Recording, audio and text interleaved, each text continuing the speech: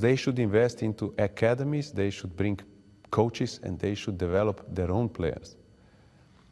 The system of buying the players that almost ended their career is not the system that develops football. But does it concern you in any way? No. Aren't you scared of an exodus of players?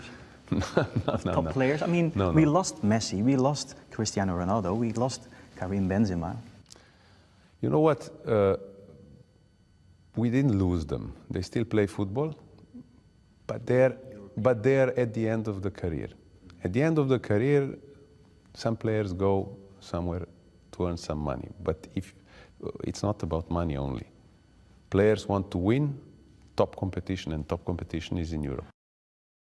Hello guys, welcome back to another video. This is the Football Connect. So yes, you have just been listening to the UEFA president talking about how what the Super Saudi League is doing is not the right way to do football. Okay, I don't have a problem with what he's saying. In fact, to be honest, it's true. He's talking about the best way to build the best league is to create premises that allows their people to actually learn and play football. He's talking about how much they need to create the better backbone that can build up the world's best football. He's talking that he's not really worried about whatever they're doing and however they're doing it. Of course, we have already had this. You will listen to him. But my question is this. Why is he confident that they're not doing that? Of course, we already seen it with the China League, which was the Super League, and also the MLSL, that they tried to do this motto.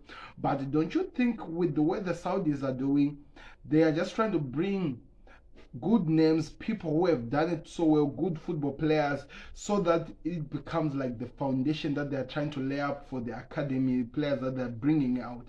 If you really hear that, it seems like they're trying by all means to get different countries to their countries so that they can live as part of the citizenship. Don't you think that they're building like what French football did by finding all the black, or in terms of Africans, to come into their country so that their children can, of course, become French nationalities? And now that's where you can see the French league has more, or the French national team has more black players than even white players. Don't you think that they are working on that?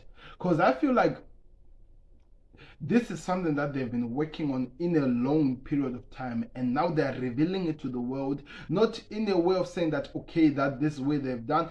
They are revealing the piece of what they have been working on in a long time, and now after that they'll build something that they can go on with. They want the likes of, they've already taken Benzema, they have Ronaldo, they have N'Golo Kante, some of the best players. You know, when we talk about it, when you look at the best football team, you can find that these players play so well, and they can be the good motivators that they need to their people so that they can create something meaningful that they can build a good football league about. Of course, European football is the best football in the world because of the Champions League, how they've been able to create in terms of an understanding and an agreement with other European countries to play in this UEFA Champions League, which everyone wants to participate, everyone wants to win, and everyone wants to have that medal, which is still something that is sellable everywhere you go.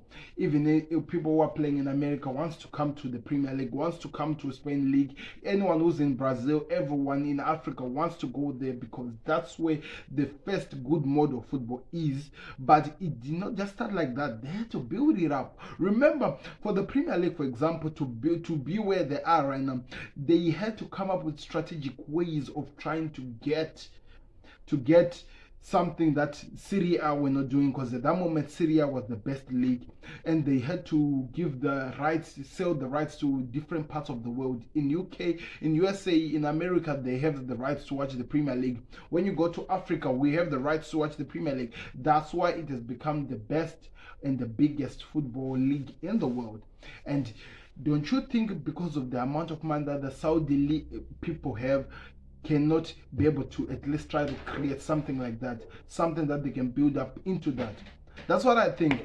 I feel like just to say that what they're doing, wasting money, is just looking at it in a small little thing. They have money to spend, but I think they also have a plan. That's why they're doing it in football. That's why they're doing it in tennis. That's why they're doing it even in F1, even in boxing. They're creating something meaningful. I don't know. We'll see. Only time will tell. But they're working and they're getting all the players that we have come to love in the world of football. Anyway, I'm out, people. Click the like button, subscribe to the Football Connect. Watch me tonight as well. I'll be bringing up my transfer news and whatever that is happening. So expect that. I'm out. Peace. Subscribe.